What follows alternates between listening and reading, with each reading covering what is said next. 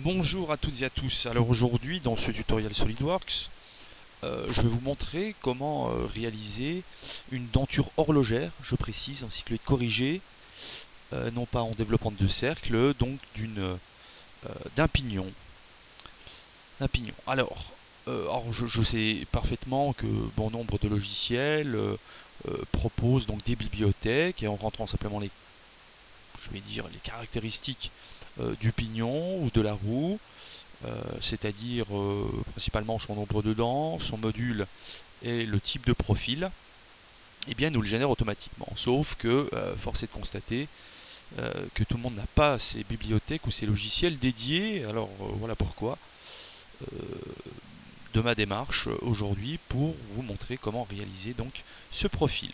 Alors nous allons partir sur la réalisation donc d'un pignon de 12 dents de module 0,12.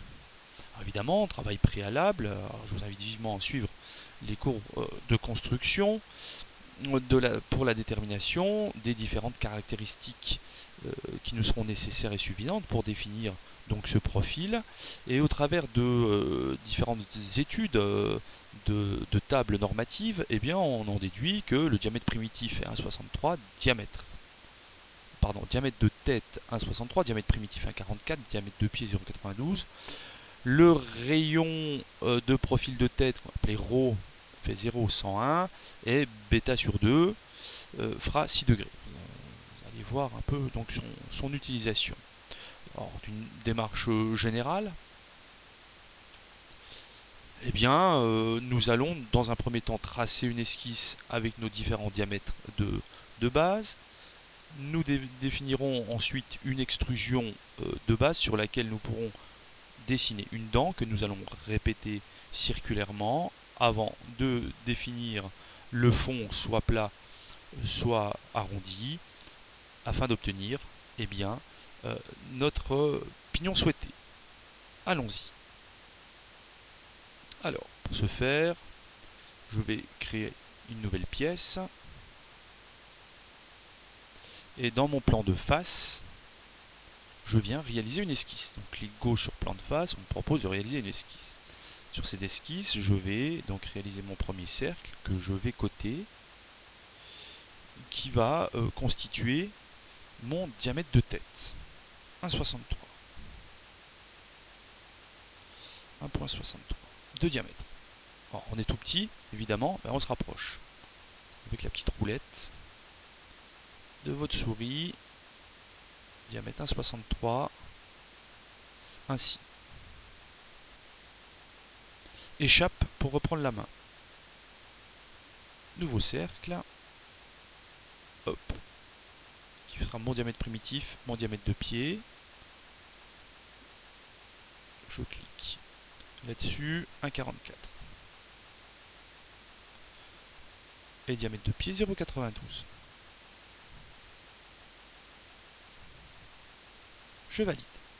Très bien. Je ressors de mon esquisse, car cette esquisse, je vais pouvoir la réexploiter par la suite. Donc je vais créer cette fois-ci ma base. Je reprends plan de face, je réalise une esquisse, et je viens récupérer, je vais convertir mon entité ici, donc je vais cliquer dessus, et j'utilise dans la barre d'outils donc esquisse, convertir les entités.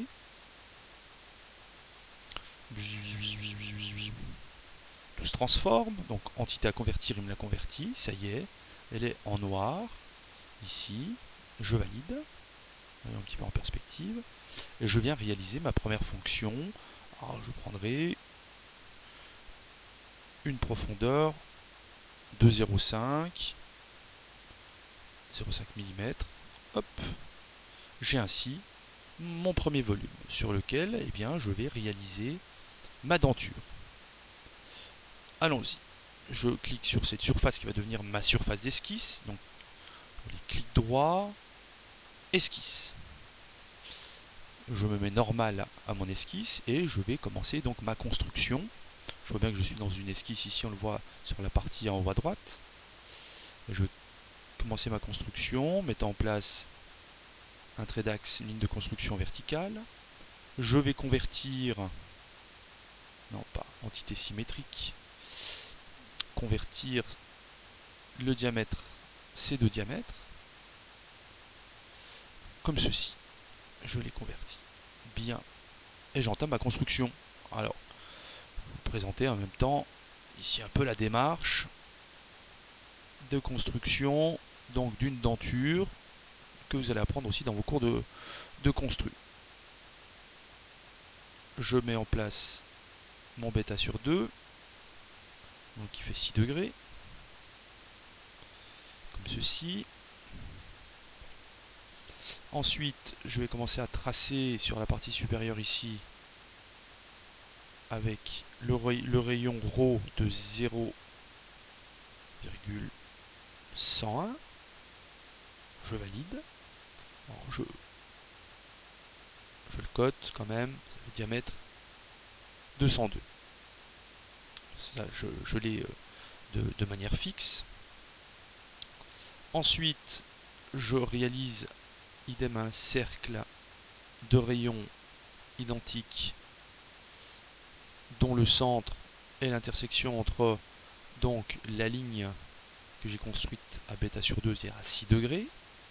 Et celui-ci, je vais ajouter une relation entre ce cercle et celui tracé précédemment. Je le dis que tous deux sont égaux. Bien. Ces deux cercles se croisent en un point. Et ça sera donc ce point-là qui va constituer le centre de mon arc du profil, que je récupère bien, que je viens, s'il vous plaît, tac, accrocher sur la partie supérieure. Échappe. Voilà. Alors maintenant, je vais essayer de faire un petit peu le tri entre tout cela. Je vais quand même le côté, ça va me permettre de l'accrocher. Et là, je vais ajuster les entités et me débarrasser de ce dont je n'ai plus besoin. Donc ajuster au plus proche. Donc je n'ai plus besoin. Alors visiblement, donc, pour simplement faire apparaître mon profil, enlever un petit peu tout ça. Ça je vais le conserver. Échappe. Et ensuite je n'ai plus besoin de ce cercle ni de celui-là.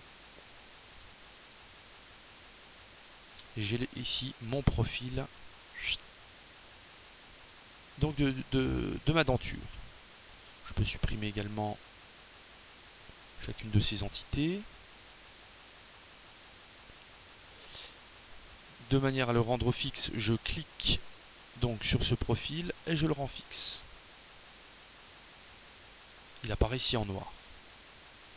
Alors cette fois-ci, l'étape, je vais réaliser une ligne tangente, donc je clique au centre, elle apparaît ici, il faut absolument qu'elle soit tangente à ce profil. Pour être extrêmement précis, eh bien, hop, on va essayer de garder ceci, je vais rajouter une relation géométrique entre cette ligne et mon profil. Je les souhaite tous deux tangents. Voilà. J'ajuste les différentes entités dont je n'ai plus besoin.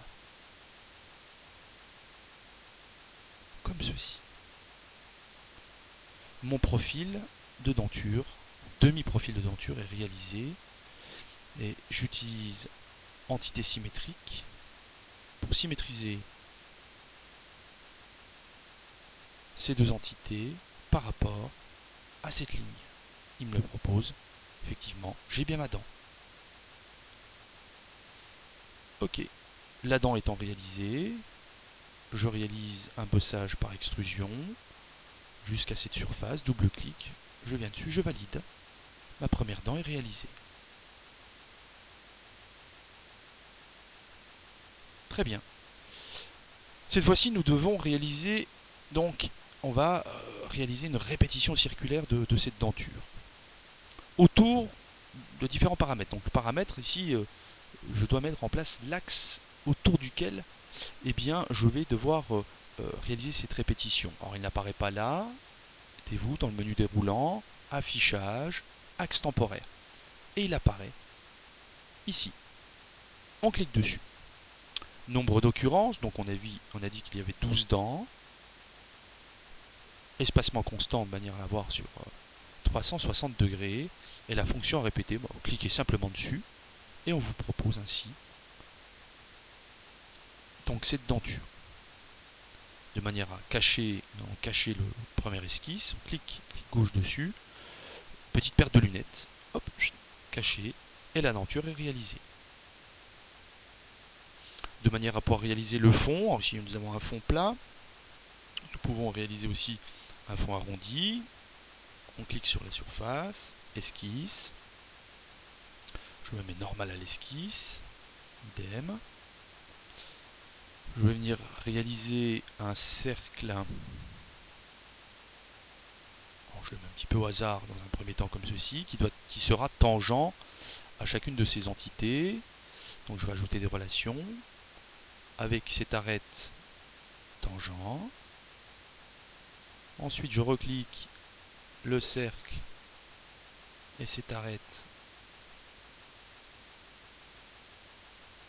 non, pas cette arête-ci, tangent, on valide, je vais remonter un petit peu mon élément et idem, ajouter une relation entre ce cercle et donc le diamètre de pied, je vais les mettre également tous deux tangents. Voilà. Alors le profil est presque réalisé, sauf qu'il nous faut de la matière là au milieu. Alors, pour ce faire, je vais définir une ligne de construction sur mon élément de tangence. Hop, je crée de la matière jusqu'à l'élément de tangence. Où est-il? Par là, on ajuste les entités dont on n'a plus besoin, par exemple celui-ci, et on vient créer de la matière avec fonction, bossage, extrusion. De l'autre côté, double-clic, et on valide. Voilà, le fond de dent est réalisé. Comme précédemment, j'utilise une répétition circulaire autour de cet axe-là. Les fonctions répétées, je clique sur la surface qui est à répéter. 12 espacements constants. Très bien. Voilà. On enregistre. Et nous avons le pignon qui est réalisé avec une norme prédéfinie, qui est en l'occurrence la norme NIHS 8525.